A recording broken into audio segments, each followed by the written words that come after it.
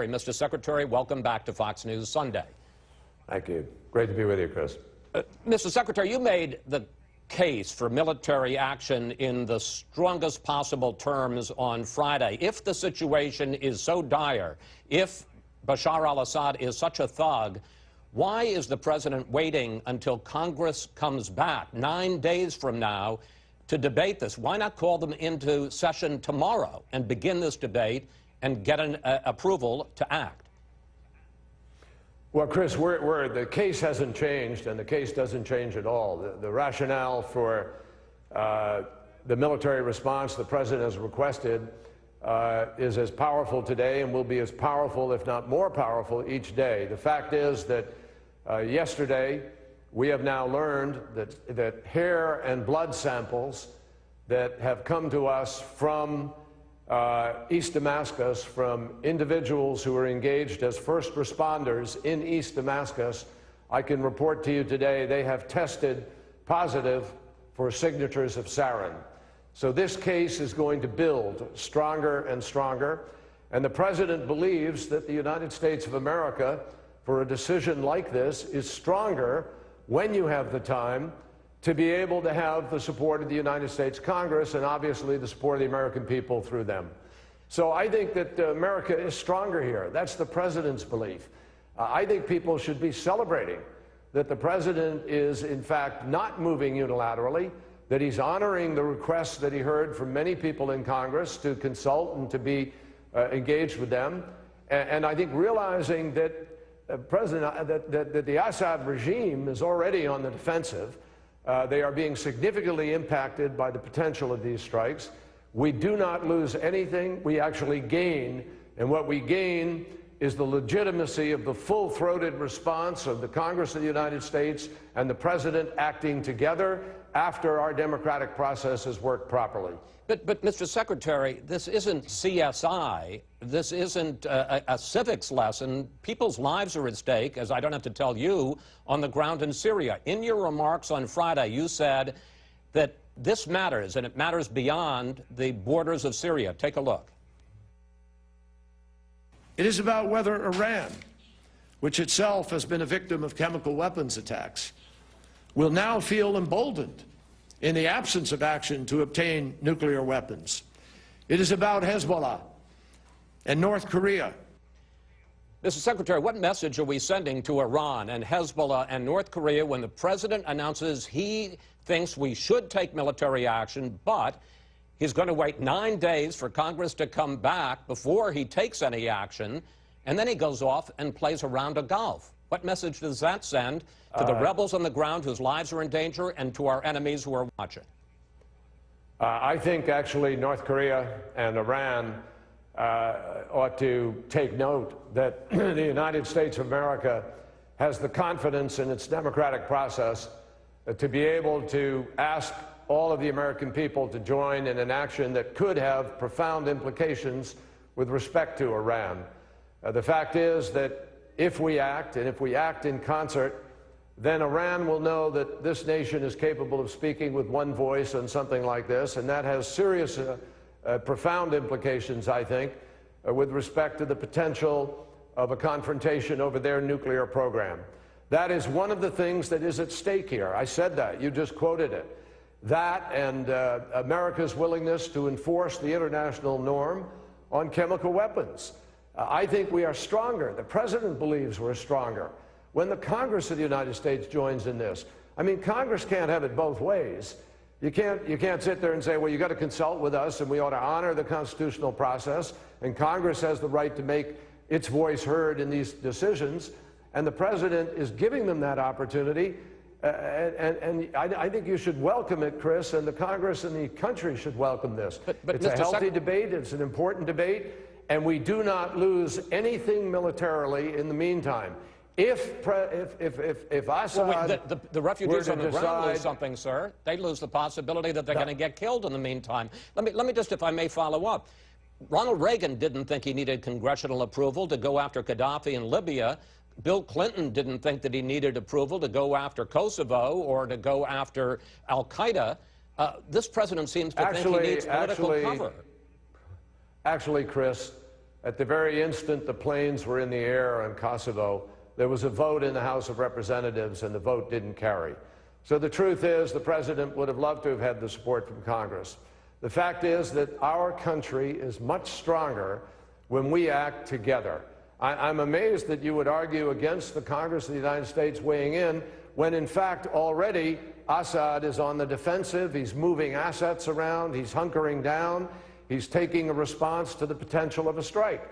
And the fact is that this strike can have impact when it needs to with the support of the Congress of the United States. Well, now, if the Assad regime, let me just finish, if the Assad regime were to be foolish enough to attack yet again and to do something in the meantime, of course the President of the United States knows he has the power to do this, and I assume the President would move very, very rapidly, but he feels we are stronger in getting the United States as a whole to gel around this policy, to understand it better, and to know what the strategy is and why the United States needs to do this. What if Congress refuses to authorize action? What happens then? I don't believe that's going to happen. I think the stakes of upholding the international standard of behavior that has been in place since 1925 after World War I, that only Adolf Hitler and Saddam Hussein have breached that in time of war since then, and now Assad joins them. I think to contemplate that the Congress of the United States would turn its back on Israel, on Jordan, on Turkey, on our allies in the region, turn its back on the innocent Syrian people who've been slaughtered by this gas, and those who yet may be subject to an attack. If we don't stand up to this, I can't contemplate that the Congress would turn its back on all of that responsibility and the fact that we would have in fact granted impunity to a ruthless dictator to continue to gas his people. Those are the stakes, and I don't believe the Congress will do that. Mr. Secretary, you make it sound as if this was always the plan, but the fact is, on Friday, when you made your speech, you made a powerful call for quick action. You seem to be leading the charge up the hill, and the reports... Chris, I made a powerful call for action. I never mentioned the word quick. I made the case for why we needed to take action. You talked about taking a decision now. If I may, though, sir, the White House the president has taken his decision, Chris. The president announced his decision yesterday. But nothing's going to happen for 10 days.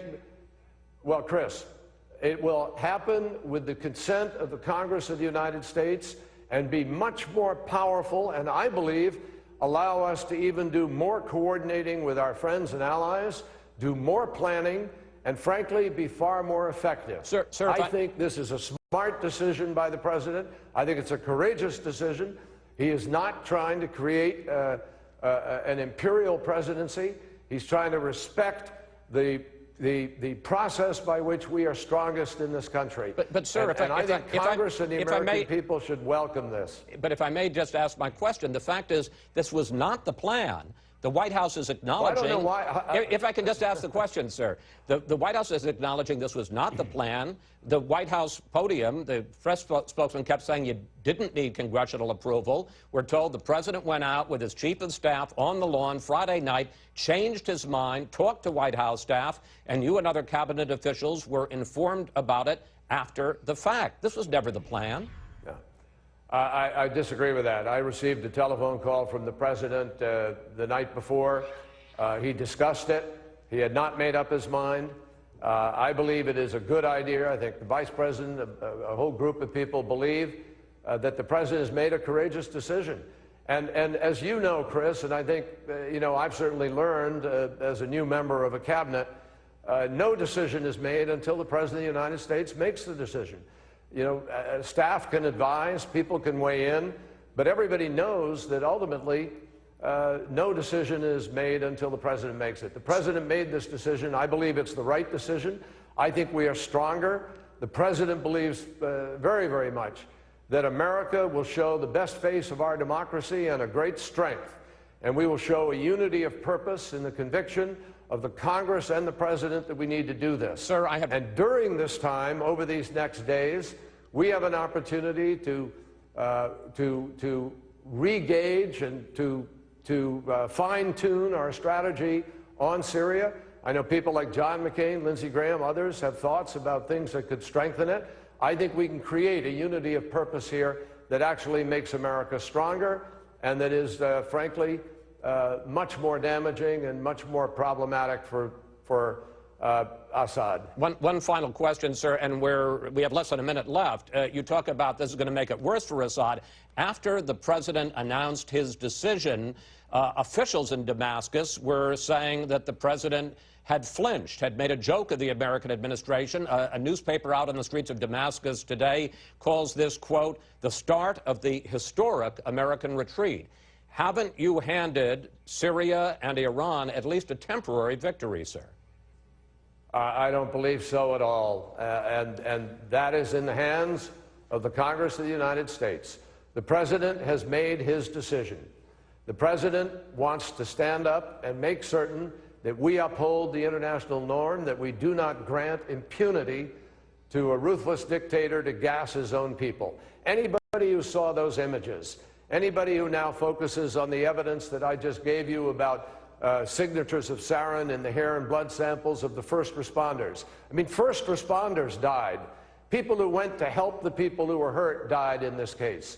This is a man who has committed a crime against humanity. And I can't imagine that the Congress of the United States will not recognize our interests with respect to Iran, Israel, Jordan, Turkey, our friends in the region, the Syrian people, the opposition. America's credibility is on the line here. And I expect the Congress of the United States to do what is right and to stand up and be counted. And I think that the Assad regime needs to recognize that they have refocused the energy of the American people on him, on his regime, on his lack of legitimacy to govern, and on the ways we will support the opposition in order to see that the people of Syria can choose their future in an appropriate way. Secretary Kerry, thank you. Thanks for joining us. It should be an interesting couple of weeks, sir.